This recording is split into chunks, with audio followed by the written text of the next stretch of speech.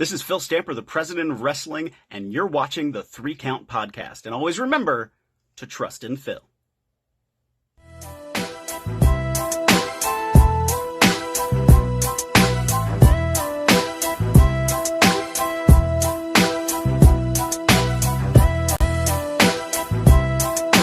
Welcome everybody to another great edition of the 3 Count Podcast presents Now Entering the Ring. I'm your host, Clifford Red Dog Miller, and as always, I'm the one that's leading you on your expedition. You could call me your Bruce Wayne / Batman of your Justice League. So let's begin this. This is Now Entering the Ring, which means one thing: we have a special guest for you, and that special guest comes from SHP, Limitless, PPW, ICW, NYCW, NCW, WMW, and TIW. You guys don't know, those are all organizations. Give it up for the baddest woman in the Northeast and in women's wrestling, Kenndi Copeland. Oh my God. Gassing me up. Did your research. I forgot like half of those. Sorry. My bad. You know, it's so funny. Like, I've gone through and like I legit have had people come back and tell me, they're like, dude, oh, yeah, I totally forgot that I went there. Yeah, where did you get all that from? Jeez. I don't say I'm a journalist. I just have You're good. You deserve a raise. Of course, now is when my dogs decide to start like making noise. Oh no, like they're being kind before this. I was like, yo, pups come involved. It's all good. Well, here you go. There's a bunch of them. There's another one on the ground. My dog, he won't be making a surprise entrance today, but every once in a while he does pop through. So he comes and sits like right next to me. So he's like right here, and then you see like his big old head. Like, why not today? Because the wife has him. Fine. He's just chilling in the room. But let's get into this. So tell me, like, I just want to know right off the jump, who is Kenndi Copeland? Oh God, good question. I just got to ask that the other day and I was like, I still don't know. But I think that's what makes her is that she's still trying to figure that out. You know what I mean? Right. It's just I guess everybody else gets to watch her try to figure it out. So we're all on this ride. Yeah, that's the best though. It's like, because like even for me, like as I'm like navigating my way through like this industry, like trying to discover like who you are and what you do and what you are. It's a fun journey, but I love asking people that question right off the jump, because you're just like, I don't know, I'm such looking at the board. Wish I could tell you. Oh, don't worry, I'm on the same boat, because like I could tell you, like, so it says like right up here, like the Red Dog, but like this whole thing started because I was getting bullied in in elementary school and high school, like because my first name, and so like I adopted it. You turn it around, you use it to your advantage. Yeah, and then I got it tattooed. I love it. I love Clifford the Big Red Dog. Obviously I like dogs. I got a red pity, so it's like whatever. I love it.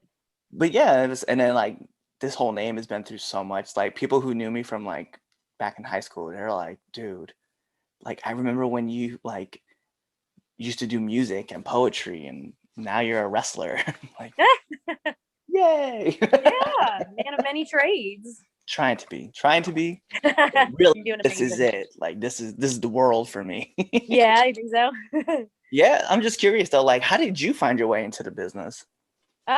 It's just something I grew up on, and I don't think there was ever a time where, I didn't think I was gonna do it. I was just kind of like, yeah, I'm gonna be a wrestler.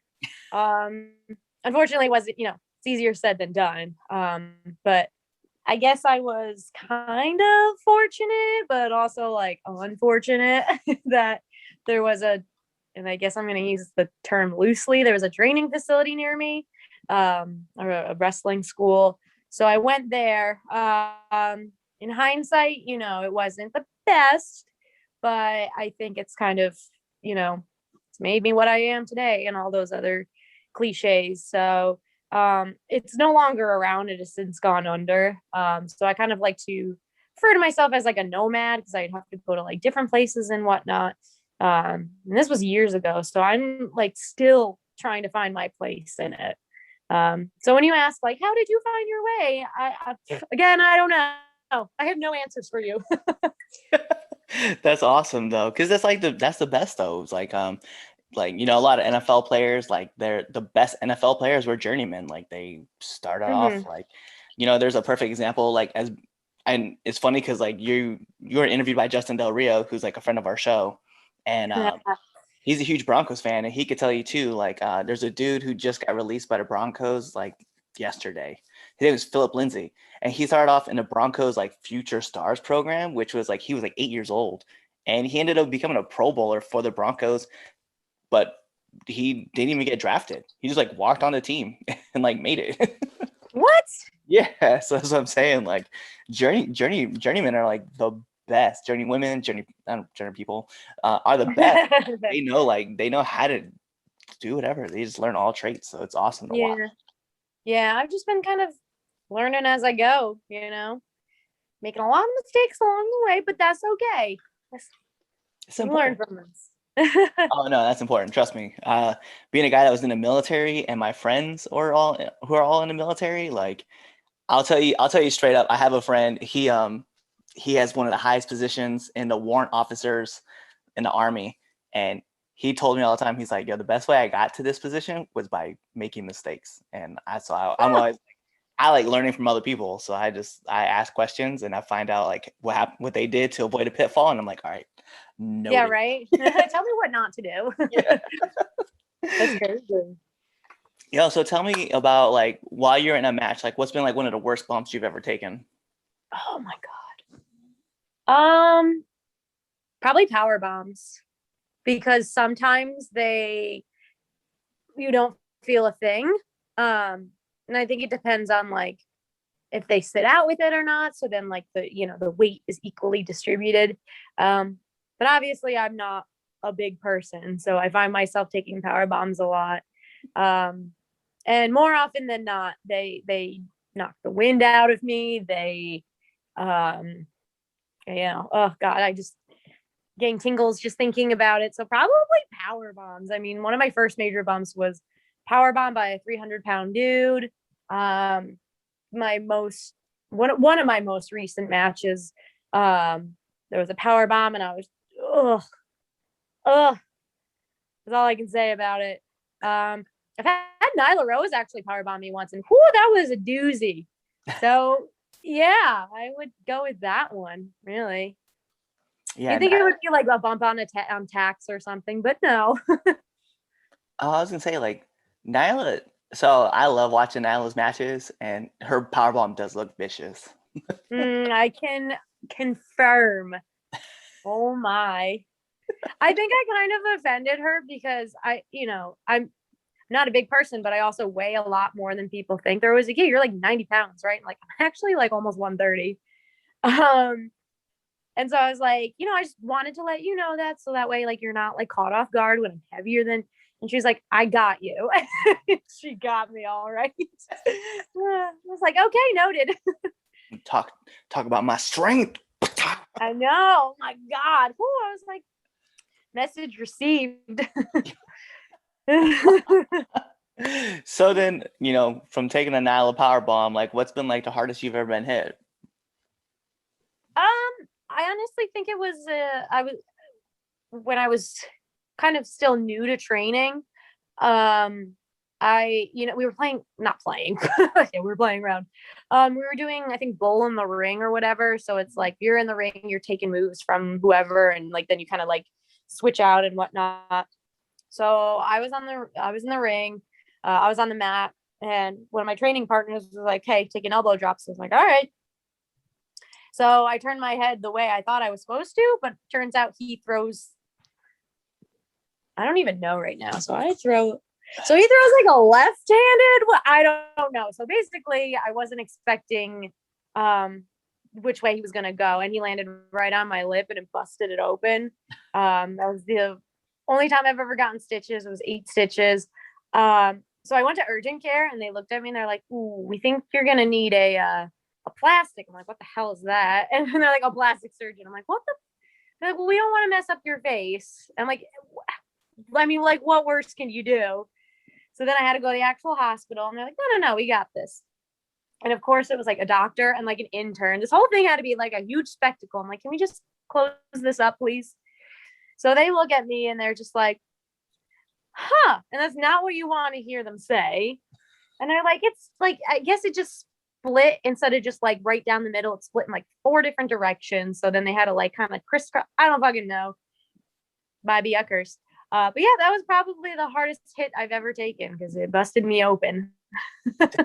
That's crazy. And then, so you didn't need surgery. You didn't need a plastic surgeon? No, thankfully they were able to do it. But so they, they gave me like the Novocaine or whatever it was, the numbing stuff. And then they like left to go take care of somebody else. And I even said my boyfriend at the time was with me, and I even turned to him and said, they're taking so long, it's probably going to wear off by the time they get this done. And by the last stitch, I felt it. And so I'm squeezing his hand so hard that he then passed out. And then the doctor's like, we need a medic. And I was like, I thought you guys were the medic. And it was just all because I took a bad elbow to the face that all of this happened. No, that's crazy. Oh, yeah. I'm just curious, though. Did you have your doctor like follow you on Twitter? The receptionist was actually okay, so the doctor was a chick and the receptionist was a dude, and he's like, so how did this how did this happen? He was checking me in. I'm like, well, I'm a wrestler, whatever. And then he actually came upstairs to check on me, and I was like, what up? This was early in my career, so I lost track of him. Oh no, that's funny because like I had a similar situation happen back in August. I didn't split my lip, but I actually tore a muscle in my lower abdomen. And how? Yeah, okay. So fun fact, I'm gonna tell this story. Anybody who's listened to the 3 Count podcast, like the debate show, they all know like the worst thing for me like to talk about is 3/4 rolls. And that's how I did it. So like instead of going, because we have to learn the fundamentals, right? So everything's done for a reason. Right elbow, right arm, right elbow, right knee. It's how you're supposed to do them. And so I did one, and I did with my right elbow with my left knee going up, and I rolled, and I was like, yo, something felt weird. And I was like, I did it again, and I felt it tear. And so oh my god, from a roll? I'm so scared now. Yeah. So I did it, and I was in pain. Like I couldn't sit, couldn't stand. I could walk, which was nice, but everything else was in pain. So I went to urgent care and like talked to the doctor, and the doctor was like, well, we think you have a hernia. And come to find out, it was actually a sports hernia, which was a muscle tear. So I go to my surgeon. Yeah. So I go to the surgeon, and don't start. My baby.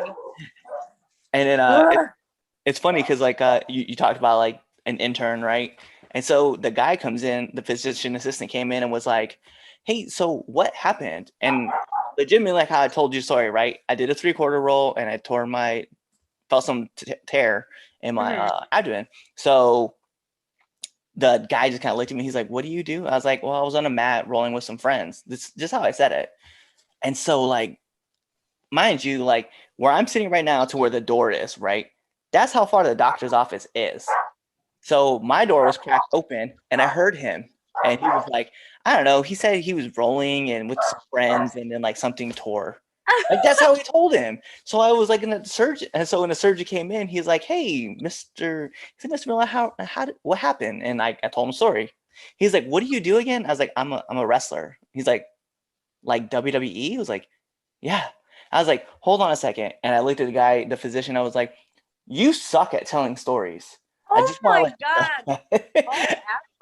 Yeah, and I went in. I told him, I was like, "Yo, I was doing 3/4 rolls. We were rolling. It's a new type of roll, just like a little lucha roll." And I tore the muscle. I think I tore like a what roll? Yeah, and so they obviously I didn't dig too much into it, but I was like, "Yo, I'm trained to be a pro wrestler," and I felt something tear in my abdomen. And they're like, "Oh, yeah, he didn't know." I was like, "No kidding, I heard him." Yeah, no shit. And so like, you never understand. So as I'm like talking to him, he's like, "So is there any like?" He's like, "How do people find you on the internet?" I was like, "Oh, it's easy. It's And I gave him my handle. And as I'm leaving, all of a sudden my phone beeps, and I look down, and there's the surgeon. No way! Yeah. Oh, I'm kind of jealous. I was like, beds. That all worked out in the end. Yeah, it Got did. a follow out of it.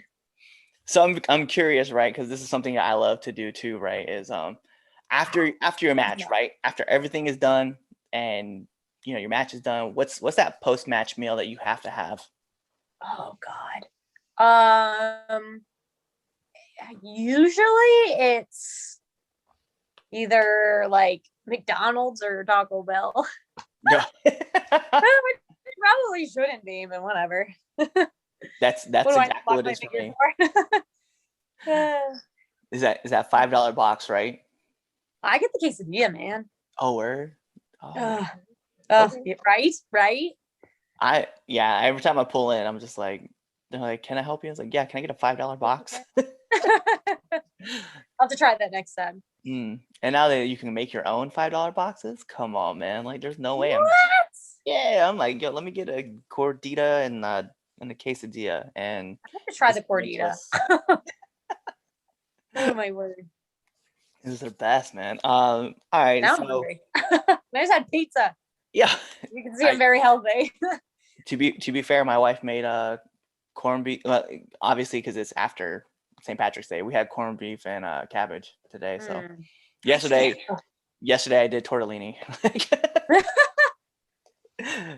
I was Checks out. Yeah, I made it. I was like, you know what? I'm not gonna spend 3 hours cooking this. I was like, I'm just gonna make tortellini. Can't go wrong with that. No. So outside of everything, I'm just very curious because like every wrestler, manager, announcer, commentator, promoter has one of these. What's been like your favorite fan interaction? I think it has to be, and it's like ongoing. So I met these young fans at TIW, which is one of the places that you had mentioned before. And they're twins, and they came up to me and they just shared, and they're young, but they're like, so they're wise beyond their years. And they shared with me that they're transgender. And I was like, oh my God, that's awesome. Like, my nephew is transgender. And it's just really cool that they felt comfortable enough, like, this is my first time meeting them, and they felt comfortable enough to confide in me and tell me that. And so that was really cool for me. And then, like, I remember after a show once I ran into them, like, just, grabbing a bite to eat. And then just a little while ago, I posted a picture, because I stole my boyfriend's hoodie that says "Protect Trans Kids," and I just posted a selfie with it. And I think one of their family members actually reached out to me and left a comment on it saying, like, hey, they just wanted to reach out and say, like, they love your sweatshirt and and like, that just, I don't like, obviously it's been a while since I've seen them because, no fans at shows and whatnot. And I haven't really been, working in the area that they live in anyway. But it's just really cool that, like, we still kind of keep in touch and everything. And I told them, I was like, this just like made my entire week. So that's been real. And I have they made me this sign that, like, obviously means so much to me. Yeah. Like, that's how much it means to me. So I would definitely say that's probably one of the coolest fan experiences. Oh, that's awesome. Yeah. All right. So I'm just curious, like, what kind of advice would you give to like up and coming wrestlers? Oh God, don't do what I did. Honestly, I would probably say, I guess, I know it's kind of cliche, but like, trust your gut. When I first started out, when I was a young up and comer, I always told myself, like, I've read enough like autobiographies by wrestlers and whatnot, and I've read enough of like the dirt sheets, and when I was like, okay, just focus solely on the task at hand, do not date any wrestler, etc., etc. And I wish I kind of like stuck to some of that. But yeah, no, just kind of trust your gut. Don't do anything you don't feel comfortable doing. I use this term very loosely, but my trainer at the time would always tell me, like, if you really wanted this, you would do whatever it takes. Like, you would never say no to a move. No, if you're not comfortable taking a move, you don't have to. So I have no problem nowadays saying like, I'm gonna make that move look like shit, but I'd rather not do it because I don't want to make you look like shit. So probably just trust your intuition. That's great advice. So for Hopefully. so hey, I'm gonna use it. I know that, and I know a lot of other people who will too. Oh, So curious though, like being that you're such kind of like a journey person into like the world of wrestling and you've been kind of everywhere and we've listed off a ton of places that you've been to. Give me one do and one don't of entering a locker room. Oh, I'm not the person to ask because I don't do the thing you're supposed to do. Like I'm usually very shy actually, and I don't like to like approach people. I'll just kind of be off in the corner, and then if you come up to me, I'll be like, "Oh, hey." But I am really, really bad about shaking people's hands. Even though I know you're supposed to do it, but I'm just so awkward. And like my logic is like, you don't go into work every day and be like, "Oh, hey, how are you?" But you should probably do that. I'll tell you, don't be like me. How's that? Don't be like me and do shake hands. There you go. There's a do and a don't. Hey, I like it. All right. So that's kind of like all my big, like heavy set kind of questions. So we're going to get on to the most favorite part of this show, and that is the 3 Count Podcast 10 Count Questions. Oh, So God, I'm scared. here's how it works. I'm going to ask you 10 questions, rapid, fast. It's kind of like whatever first comes to your mind. So think you're ready to take on the challenge? Oh, no. All right. Anyway. We'll take that as a yes. Okay. Let's put on the imaginary timer on the clock. Bing! And here we go. SmackDown or Raw? Oh, SmackDown. Favorite movie? Dark Knight. We were just talking about this. Marvel or DC? Oh, shoot. I mean, I guess DC because I like Dark Knight, but I do like Marvel too. So, yeah. Favorite color? Green. PlayStation or Xbox? Oh God, I haven't played things since like PlayStation 2, so we'll go with that. Hey, we're down with that. 3 things that you would take with you on a deserted island. This is too many questions. Is this all one question? Yeah, that's like 3 things is one question. Okay. I guess my phone. Oh God, I would need a frappe machine. Just take the whole thing from McDonald's. That's 2. Oh my God, I don't know. A way to get off the island? Does that count? We'll take it. Okay, cool. This question came from a 10-year-old. She wanted to know Starbucks or Dunkin's. Ooh, probably Starbucks. I'm high maintenance. Favorite podcast? Can I say this one? Yeah, of course you can. Hey. All right, nominate one person that you want to see on this podcast. Ooh. Oh my God. There's so many. Oh my God. I don't know. Don't make me choose. Oh God. Anybody from Pizza Party? They're like all super fun people. You know what? We're gonna go with Big Game Leroy. He's pretty fun. I think he'd be a fun time. Yes. Yes, I think you'd enjoy him. Currently working on that one. Are you? Oh, no Yes, way. I am. Ah. And then last but not least, my favorite question asked every single person that comes on this show. Favorite curse word?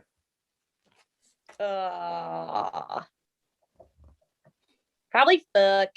I tell everybody every time, I'm like, there's like you could pick any, but really, let's be real. Like there's only one that you're really wanting to say. Right? I don't know. It just, you can use it anywhere. It's like an adjective. It Come is. on. I've been trying to promote this one video that's on YouTube. I don't know if you've ever seen it. It's called The History of the F Word. One of my favorite videos of all time. No? I'm Yep. gonna have to. Okay, so I have to look that up. And what else did I have to do after this? Oh, look up Logan. That's what. Yeah, that's right. That's what it was. Wow. Yeah. I have a Logan. to-do list after this. All right, well, that's it for the 10 count questions. And the only thing I need now from you is to let our viewers and our listeners know where they can find you. Oh God. Well, I am on Facebook, but like I don't really post anything of importance there, just a lot of memes. So I guess if you're into that, like whatever. But I'm on Instagram at just the Kenndi Copeland. And then my Twitter is complicated because everybody took the handle that I wanted. So it's Kenndi Copeland, but wherever there is an E in my name, it is replaced with a 3. If that makes sense. It does. It makes a lot of sense. Awesome. I'm glad. Bet. So that's it. That's it for our journey. This is the 3 Count Podcast presents Now Entering the Ring. And as I said, I'm your host, Clifford Red Dog Miller, here with, the toughest woman in all of wrestling, Kenndi Copeland. So you guys know what to do. Check out the next episode and be there, or you just wait till this episode ends and then the next episode starts so you can listen to all the rest of the interviews we have. That's what we do. So, peace. Bye. What's going on, 3 Count Nation? I'm Clifford Red Dog Miller with the catchphrase. But what I really want to do right now, go to twitter.com, right? Go over there, find us at the 3 Count _ pod. Give us a follow, give us a like, give us a comment. We want to talk to you guys. Go to IG at the 3 Count pod. Give us a like, give us a follow, leave us a comment. We want to interact with you. Go to youtube.com, give us a subscribe, turn the bell on, turn the notifications, leave a comment. We want to talk to you. Go to anchor.fm / the 3 Count podcast, and in there you can leave us a message and we will talk to you. Basically what I'm trying to tell you is that we want to talk to you. We want to have fun with you guys, and we love listening to what you guys have to say. Also, one thing I need you to do for me, the 3 Count podcast also has merchandise. Oh, at prowrestlingtees.com / the 3 Count pod. Please go buy our t-shirts. We love you guys and we hope you love us too. So show us some support, please.